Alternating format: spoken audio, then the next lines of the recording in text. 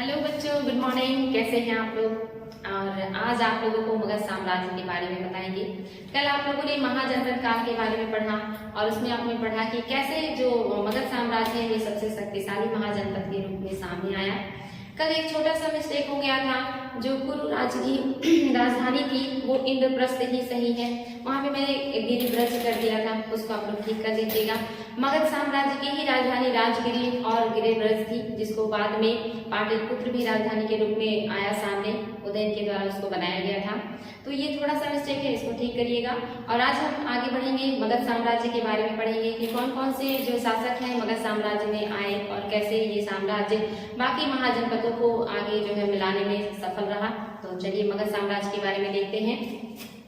सबसे पहले जो मगध साम्राज्य है इसके बारे में आपको बता दें कि इसका जो उल्लेख है सबसे पहले मिलता है अथर्ववेद में। इंपॉर्टेंट पॉइंट है, अथर्ववेद में सबसे पहले इसका उल्लेख मिलता है। अथर्ववेद में सबसे पहले मगध का उल्लेख मिलता है। मगध का उल्लेख मिलता है, इंपॉर्टेंट है, ये आप इसको जरूर याद रखिएगा। सबसे पहले जो उल्लेख मिलता है मगध का वो अथर्ववेद में मिलता है। इसी की राजधानी राजगिरी या गिरी ब्रज और बाद में पाटलिपुत्र हो गया था। बाद में पाटलिपुत्र इसी की राजधानी हो गई थी, यानी कि मगध की ही राजधानी बाद में राजगिरी और गिरिब्रज के बाद पाटलिपुत्र हो गई थी उदयन के शासन काल में। और इसका सबसे पहला जो उल्लेख मिलता है वो अथर्ववेद में मिलता है। ये इंपॉर्टेंट पॉइंट है, इसको आप लोगों को याद रखना है। शुरुआत करते हैं जो है मगध साम्राज्य का। इसमें जो सबसे पहला वंश आया वो हर्यक वंश था, इसकी स्थापना हुई और इसके जो संस्थापक है ये बिंबिसार है। इंपॉर्टेंट है कि जो हर्यक वंश का संस्थापक है वो बिंबिसार है। यहाँ पे थोड़ा सा कंफ्यूजन होता है बिंबिसार और बिंदुसार में। बिंबिसार जो है ये हर्यक वंश के संस्थापक है और जो बिंदुसार है वो मौर्य वंश से संबंधित है। बिंबिसार ये हर्यक वंश के संस्थापक हैं और जो बिंदुसार है ये मौर्य वंश से संबंधित हैं। मौर्य वंश से संबंधित है। ये चंद्रगुप्त मौर्य के पुत्र हैं और इनके पुत्र अशोक हो जाएंगे। आगे आगे इसको बताएंगे आप लोगों को। इतना याद रखिएगा, जो बिंबिसार है ये हर्यक वंश के संस्थापक हैं और जो ये बिंदुसार है ये मौर्य वंश से संबंधित है। ये चंद्रगुप्त मौर्य के पुत्र हैं और मौर्य वंश के संस्थापक चंद्रगुप्त मौर्य हैं। चलिए आगे बढ़ेंगे। इसमें जो ये बिंदुसार है जो बिंबिसार है इनको श्रेणिक नाम से भी जाना जाता है। श्रेणिक एग्जाम में क्वेश्चन आया है कि श्रेणिक उपनाम से किसे जाना जाता है, तो बिंबिसार को श्रेणिक उपनाम से भी जाना जाता है। ये जब शासक बनते हैं हर्यक वंश के तो ये बहुत कमजोर शासक थे। तो इन्होंने अपने साम्राज्य विस्तार के लिए या लोगों का सहयोग प्राप्त करने के लिए वैवाहिक संबंध या मित्रतापूर्ण संबंध स्थापित करने का प्रयास किया था। इन्होंने 3 शादियां की थी। एक शादी जो इन्होंने किया था ये कौशल वंश की जो है राजकुमारी थी महाकोसला, इनसे शादी किया था इन्होंने। और कौशल वंश से शादी करने की वजह से इनको जो आप देखेंगे काफी फायदा हुआ था।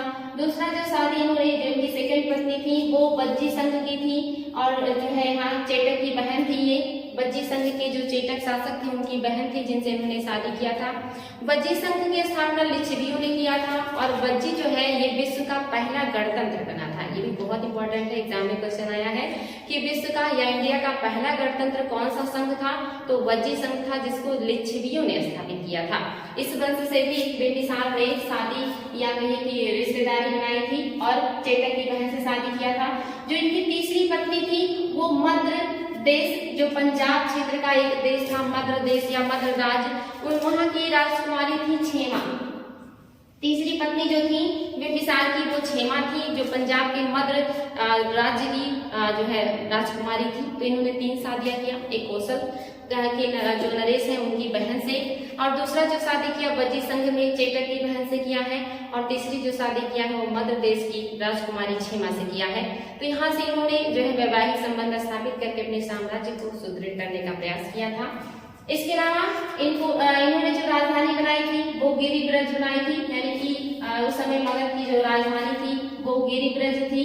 इसके अलावा इन्होंने और भी कुछ ऐसे काम किए हैं जो इम्पोर्टेंट है, जैसे आप देख सकते हैं जो बिंबिसार ने राजवैद्य जीवक को अवंती नरेश चंद्र प्रद्युम्न की इलाज के लिए भेजा था। एग्जाम में आया है कि जो जीवक है वो किसके राजवैद्य थे, तो ये जो है बिंबिसार के राजवैद्य थे जीवक, और इन्होंने भेजा था बिंबिसार ने अवंती के नरेश राजा चंद्र प्रद्युम्न की इलाज के लिए। ये बहुत इंपॉर्टेंट है, ये बार बार क्वेश्चन बनता है कि बिंबिसार ने राजवैद्य जीवक को अवंती नरेश चंद्र प्रद्युम्न के इलाज के लिए भेजा था। और जो दूसरा पॉइंट है, बिंबिसार ने बौद्धों को, बौद्ध जो भिक्षु होते हैं, जो बौद्ध अनुयायी होते हैं, उनको वेलुवन दान में दिया था। बौद्ध भिक्षु जो है वो आपको पता है कि जो है बिहारों में निवास करते थे, उनके लिए जो बिहार है वो वनों में या गुफाओं में बनाए जाते थे, तो इन्होंने बिंबिसार ने वेलुवन था उसे बौद्ध भिक्षुओं को दिया था रहने के लिए या बिहार के रूप में निवास करने के लिए वेलुवन दान में दिया था बिंबिसार ने, बहुत ही इंपॉर्टेंट है। इसके अलावा जो अंग है, इसको इन्होंने अंग जो साम्राज्य था या जो अंग महाजनपद था, इसका राजा ब्रह्मदत्त था, उसको इन्होंने पराजित किया था और पराजित करने के बाद उसको मगध साम्राज्य में मिला लिया था। ये भी एग्जाम में क्वेश्चन आया है कि अंग को मगध साम्राज्य में किसने मिलाया था, तो बिंबिसार ने मिलाया था। और वहां का प्रशासक या जो राज्यपाल होता है उसको बिंबिसार ने बना दिया था अपने पुत्र अजातशत्रु को। जो अजातशत्रु है ये अंग का जो है प्रशासक या अंग का राज्यपाल ये बने थे और बिंबिसार ने अंग को मगध में मिलाया था। नेक्स्ट है, आगे देखेंगे, ये तो बज्जी साम्राज्य है या बज्जी संघ है, जिसको आप देखेंगे अजातशत्रु ने इस बज्जी को ही वश्यकार और सुनिधि अपने मंत्रियों की सहायता से वहां पे फूट डलवा करके या आपस में लोगों को लड़वा करके उसे कमजोर करके फिर अपने साम्राज्य में मिलाया था। तो जो नेक्स्ट राजा है वो देख सकते हैं आप, अजातशत्रु है, जो हर्यक वंश के संस्थापक है बिंबिसार। इनका जो कार्यकाल है ये 554 ईसा पूर्व से 493 ईसा पूर्व है। और उनके पुत्र अजातशत्रु, ऐसा माना जाता है कि इन्होंने अपने पिता बिंबिसार की हत्या किया था, लेकिन कहीं कहीं उल्लेख मिलता है कि नहीं, उन्होंने अपने पिता को कैद करके जेल में डाल दिया था और जेल में उनकी मृत्यु हो गई थी।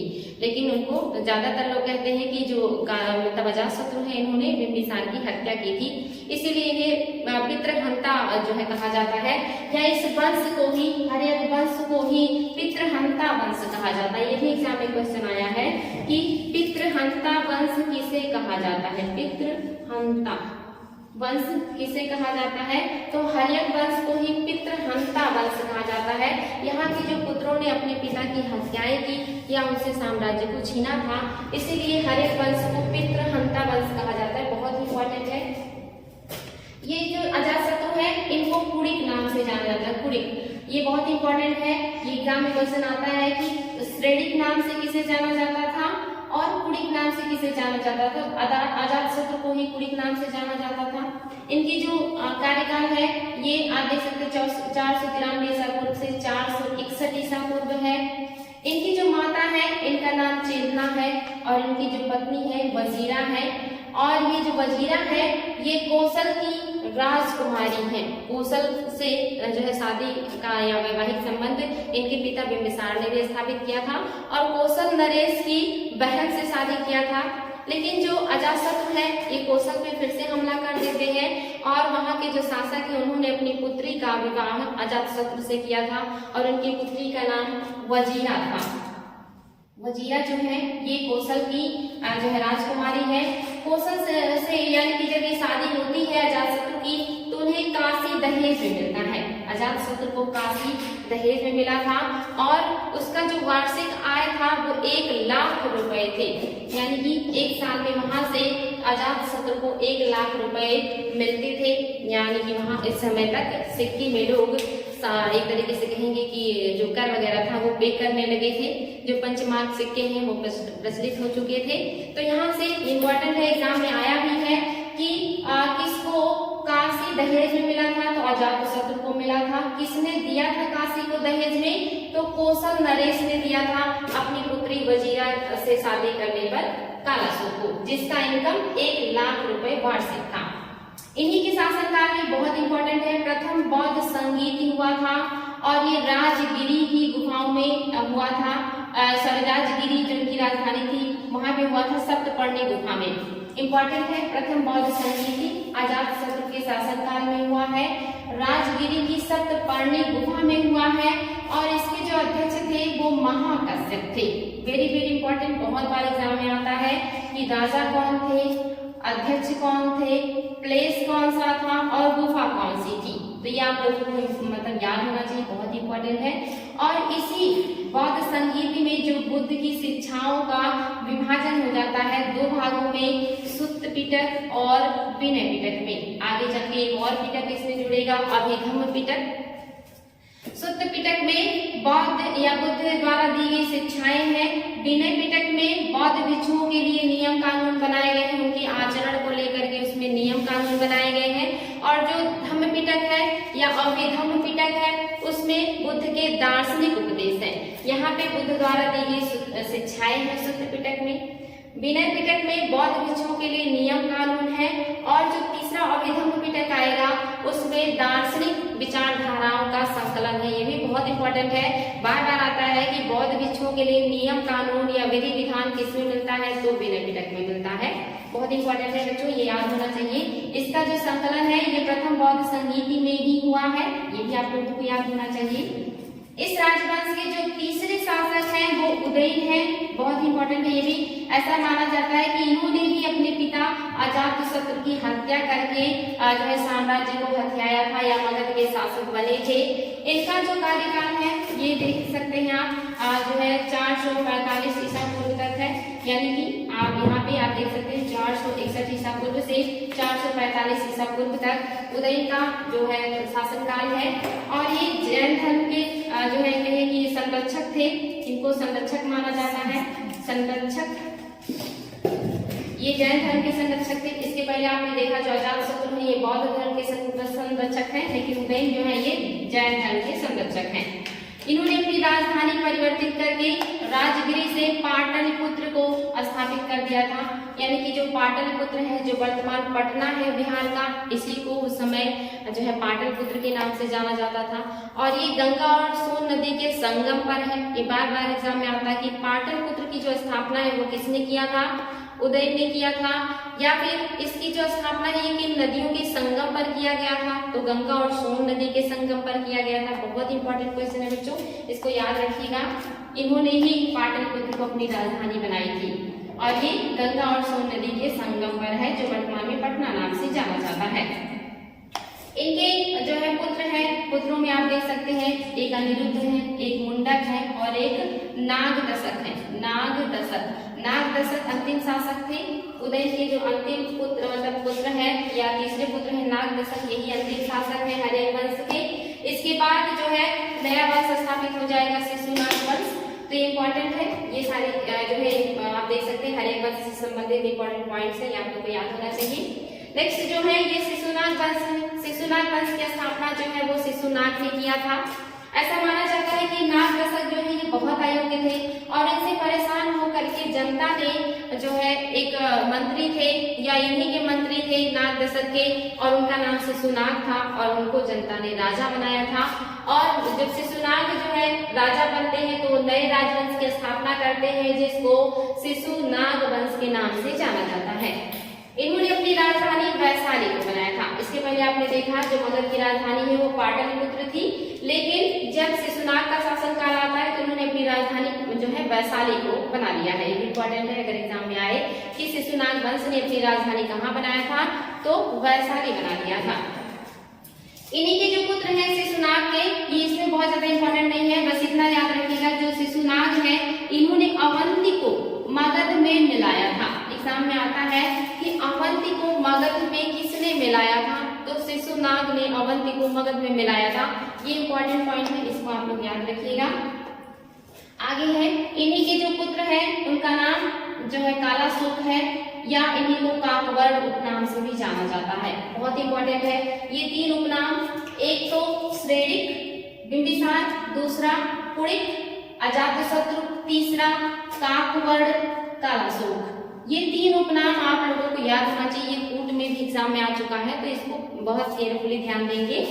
काकवर्ण जो है कालाशोक का ही उपनाम है और इन्होंने अपनी राजधानी फिर से परिवर्तित करके पाटलिपुत्र कर दिया। आपने देखा कि यहाँ पे राजधानी पाटलिपुत्र थी, लेकिन फिर से शिशुनाग ने इसको वैशाली बना दिया था। आगे उनके जो पुत्र आते हैं कालाशोक, इन्होंने अपनी राजधानी को फिर से पाटलिपुत्र को स्थानांतरित कर दिया है। ये भी एग्जाम में क्वेश्चन आया है कि जो है कालाशोक ने अपनी राजधानी कहाँ स्थानांतरित किया था, वैशाली से, तो आप इसको ध्यान दीजिएगा, ये पाटलिपुत्र स्थानांतरित कर दिया गया था। इन्हीं के शासनकाल में द्वितीय बौद्ध संगीति हुई थी। वेरी वेरी इंपॉर्टेंट, द्वितीय बौद्ध संगीति जो आप देख सकते हैं ये कालाशोक के शासनकाल में हुआ है और ये बहुत ही इंपॉर्टेंट है।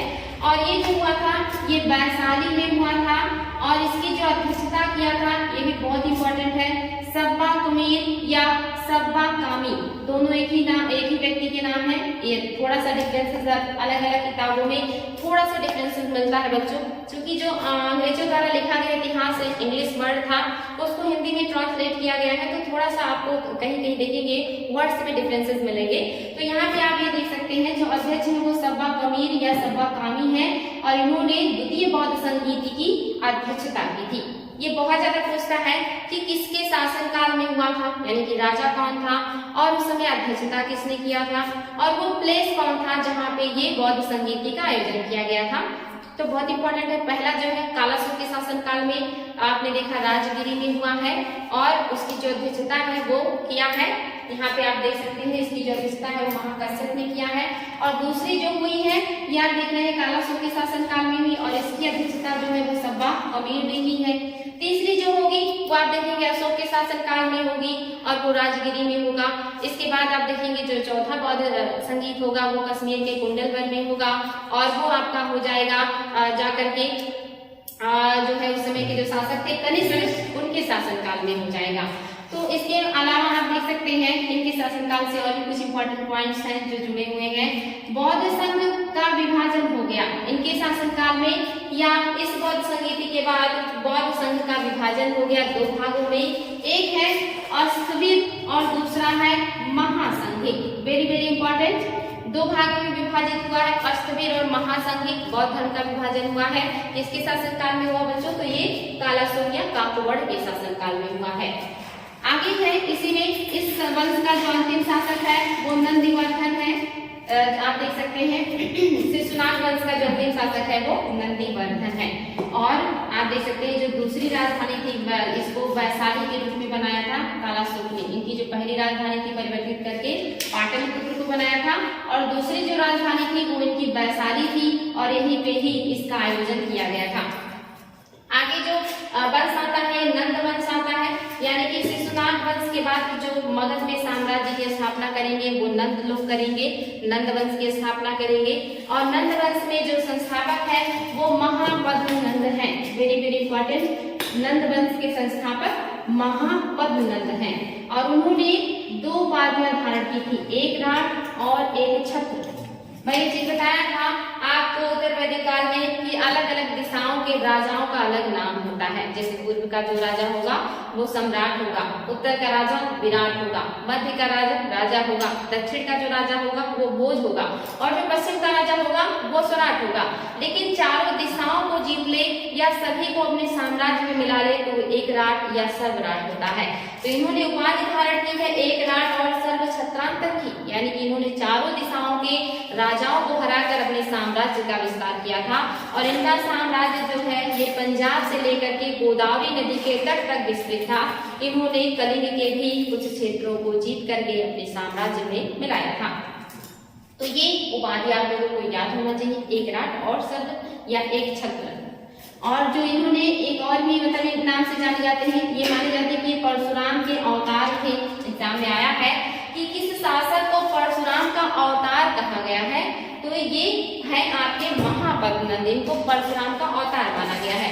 नेक्स्ट जो है सर्व छत्रांतक यानी कि क्षत्रियों का नाश करने वाला, ये भी एग्जाम में क्वेश्चन आया है कि किस शासक को क्षत्रियों का नाश करने वाला या सर्व क्षत्रांतक कहा गया है, तो ये महापद्मनंद है। वेरी वेरी इंपॉर्टेंट बच्चों, ये सारे पॉइंट आप लोग बिल्कुल ध्यान दीजिएगा। ये जो महापद्मनंद है, इनके 8 पुत्र थे, लेकिन उनमें से जो सबसे शक्तिशाली थे या जिन्होंने सबसे साम्राज्य को आगे बढ़ाया वो घनानंद थे, वही ज्यादा इंपॉर्टेंट है, एग्जाम में क्वेश्चन आता है। और ये अंतिम पुत्र भी थे और अंतिम शासक भी थे, इनका नाम घनानंद था। 8 पुत्रों में ये अंतिम शासक थे घनानंद। और आप देख सकते हैं ये जो है घनानंद, ये काफी महत्वपूर्ण है क्योंकि इनका जो साम्राज्य विस्तार था ये सबसे ज्यादा था। इनके शासनकाल में जो मगध का साम्राज्य है इन वंशों में सबसे ज्यादा हो चुका था। महापद्मनंद को उग्रसेन कहा जाता है। वेरी वेरी इंपॉर्टेंट, एग्जाम में आया है क्वेश्चन कि उग्रसेन के उपनाम से किसे जाना जाता है। बच्चों यहाँ पे उपनाम बहुत ज्यादा है, आप देख सकते हैं कि उपनाम ही है, ये भी उपनाम है काकवर्ण, ये भी उपनाम है श्रेणिक और आकुड़ी, और इनका जो उपनाम है वो क्या है, अग्रमीज। इनका जो उपनाम है वो है उग्रसेन। उग्रसेन इनका उपनाम उग्रसेन है। और जो आप देखेंगे घनानंद है, इनका जो उपनाम है वो अग्रमीज है, अग्रमीज। ये उपनाम आप लोगों को बिल्कुल याद होना चाहिए, सारे उपनाम एग्जाम में आए हुए हैं, तो ये आप लोग ध्यान देंगे। इनके जो 8वें पुत्र हैं या अंतिम राजा है घनानंद है, और इनके शासन आप देख सकते हैं, मैंने आपको बताया कि जो महापद्मनंद है इनका नाम उग्रसेन है, और इन्होंने कलिंग या उड़ीसा के कुछ क्षेत्रों पर अधिकार किया था। इनका साम्राज्य गोदावरी नदी तक विस्तृत था। कलिंग में ही इन्होंने एक नहर का निर्माण किया था। एक एग्जाम में क्वेश्चन आया है कि मगध का वो कौन सा शासक था जिसने कलिंग में एक नहर का निर्माण किया था, तो ये महापद्मनंद है, इंपॉर्टेंट है।